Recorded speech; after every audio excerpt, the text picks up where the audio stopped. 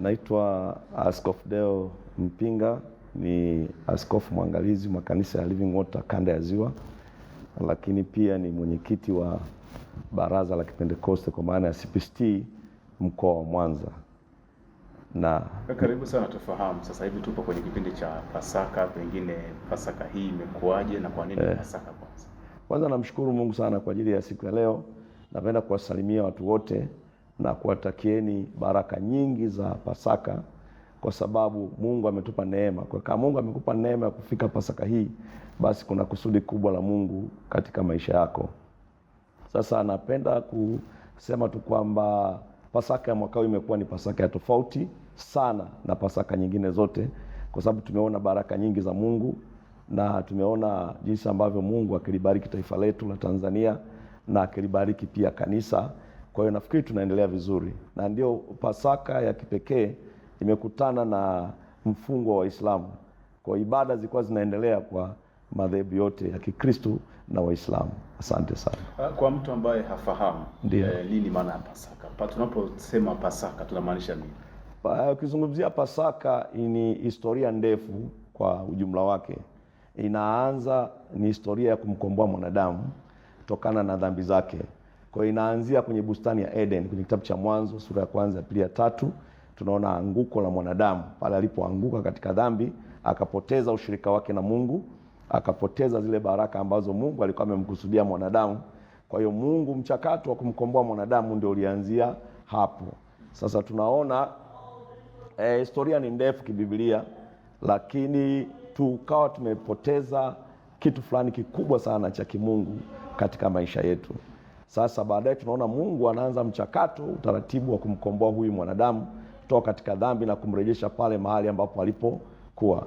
Sasa tunaona baadaye taifa la Israeli, taifa la Mungu, linachaguliwa, linaenda utumwani miaka 400 kule Misri, na baada ya kutoka kule Misri sasa ndipo Pasaka ya kwanza inaanzia pale, ukombozi katika mwili. Israeli wanatolewa utumwani, wanaingizwa kwenye nchi ya ahadi. Hiyo ndio tunazungumza Pasaka ya nini? Ya kwanza. Sasa Pasaka hiyo, lakini pamoja ya kututoa kimwili, haikuwa na uwezo wa kutukomboa kiroho, kuturudisha kwa Mungu. Sasa Mungu ana mpango gani sasa? Ndio mpango unakuja, manabii wakaanza kutabiri kwa habari ya kuzaliwa kwa Yesu Kristo. Kina Isaya, kina Yeremia walianza kuzungumza habari hizi, na baadaye miaka mingi baadaye tunamwona Yesu anazaliwa sasa, sio tu kwa taifa la Israeli tena, kwa ajili ya makabila yote, mataifa yote na ulimwengu mzima. Kwa hiyo sasa Pasaka ndio inaanzia pale.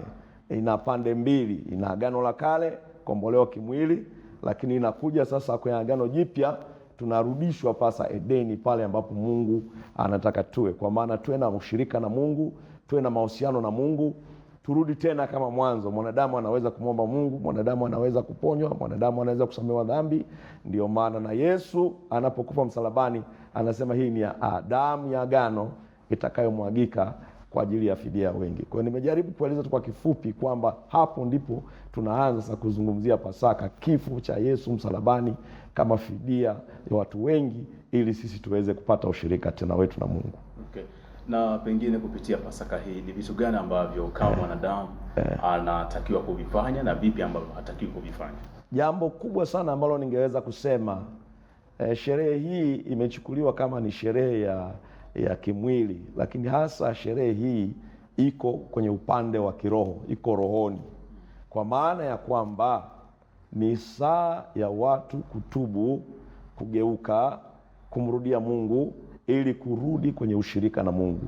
Kwa sababu mpango wa Mungu ni kumtafuta mwanadamu arudi kwake, awe na ushirika na yeye. Sasa kwa sababu tulipoteza hicho kitu, uwezo tulipoteza, sasa Kristo amekuja kutuunganisha na Mungu wetu. Kwa hiyo nataka kusema kwenye Pasaka hii si kula na kunywa, lakini watu kukaa chini kutafakari ushirika wako na Mungu, uhusiano wako na Mungu ukoje. Hicho ndio kitu cha msingi sana.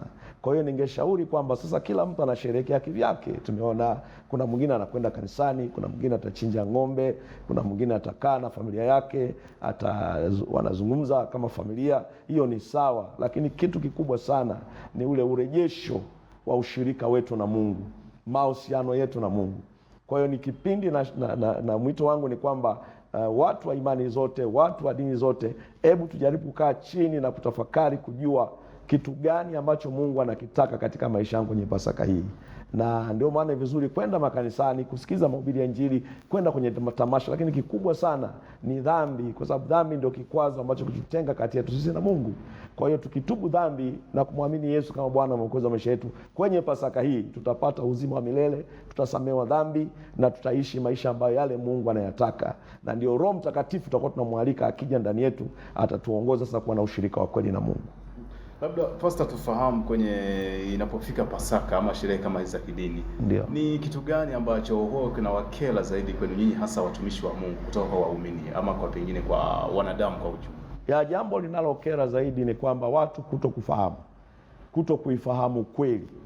Sababu Biblia inasema utaifahamu kweli na hiyo kweli itakuweka huru. Sasa watu wengi hawapendi kusoma maandiko, Biblia. Na watu wengi sio tu kusoma maandiko, lakini watu wengi hawampendi Mungu.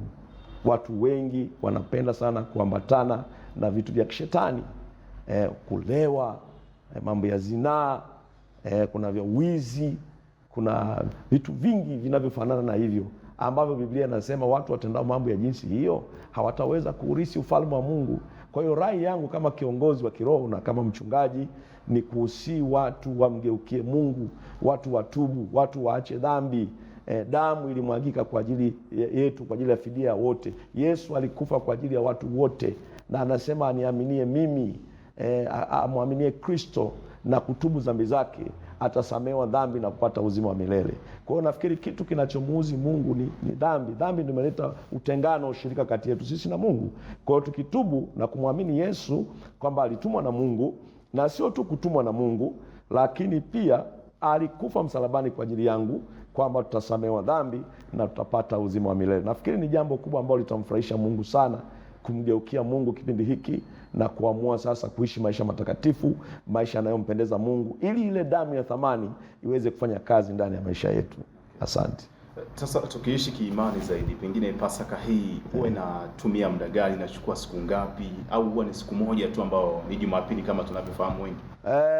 Yesu alisema fanyeni hivi kwa ajili ya ukumbusho wangu. Hii ni kumbukizi tu, ni kumbukumbu. Lakini Pasaka tunaisherehekea kila siku, maisha yetu ya kila siku. Ndivyo tunavyotakiwa kuishi. Sio tu kwamba tuishi siku moja, hapana. Tunatakiwa kumcha Mungu siku zote za maisha yetu. Tuwapo hapa duniani, tunatakiwa kuyafanya mapenzi ya Mungu tukiwa duniani. Na hii sherehe inakuja tu kutukumbusha, kutuamsha tena nia zetu. Mwanadamu ana tabia kusahau. Kwa hiyo kwenye Pasaka hii ningetoa wito kwamba tusherekee siku zote za maisha yetu. Tumtafute Mungu siku zote za maisha yetu. Tumuombe Mungu siku zote za maisha yetu. Tumwabudu Mungu siku zote za maisha yetu. Tumfanyie Mungu ibada siku zote za maisha yetu. Kama ni masuala ya upendo, tunawapenda watu, tuwapende watu siku zote. Tuwasaidie watu siku zote. Tusome neno la Mungu siku zote, Biblia. Twende makanisani siku zote. Tumfanyie Mungu ibada siku zote. Hii leo ni kumbukizi tu, tunakumbuka tu, lakini sherehe nafikiri ni ya kila siku. Okay. Asante. Kwa maana yake hata kwetu sisi ambao huwa tunafanya matendo mema, pengine kuwasaidia wale wenye uhitaji kipindi kama hiki, tusikomee kipindi hiki. Haitakiwi kukomea hapo, tunatakiwa kuendelea, kwa sababu Yesu alipokufa msalabani alitupa uzima wa milele, na uzima ndo huu aliotuachia tuwe nao siku zote, tena tuwe nao tele. Kwa hiyo haiishii hapa siku moja, ni ishu ya maisha ya ushirika wetu na Mungu. Na Yesu anasema kwamba inapaswa kumpenda Mungu, lakini zaidi kuwapenda wanadamu ambao wamefanywa na mfano na sura ya nani? Ya Mungu. Kwa hiyo lazima tuhakikishe kwamba tunawapenda watu. Tena Yesu alitufundisha zaidi kwamba tuwapende hata maadui zetu. Kwa sababu sasa sisi kuna neema ya Mungu, maana kumwamini Yesu tunafanyika kuwa wana wa Mungu. Kwa kumwamini Yesu tunahesabiwa haki. Kwa kumwamini Yesu tunapewa ushirika na Mungu. Kwa kumwamini Yesu tunafanywa kuwa wana wa Mungu. Unaona? Kwa hiyo ni ishu ya maisha yetu ya kila siku, sio tukio la siku moja, hapana. Hii ni kumbukizi tu, lakini maisha yetu ya kumcha Mungu, ya kumtafuta Mungu, ya maombi, ibada yanatakiwa kuendelea siku zote za maisha yetu mpaka siku tunapoondoka kwenye hii dunia.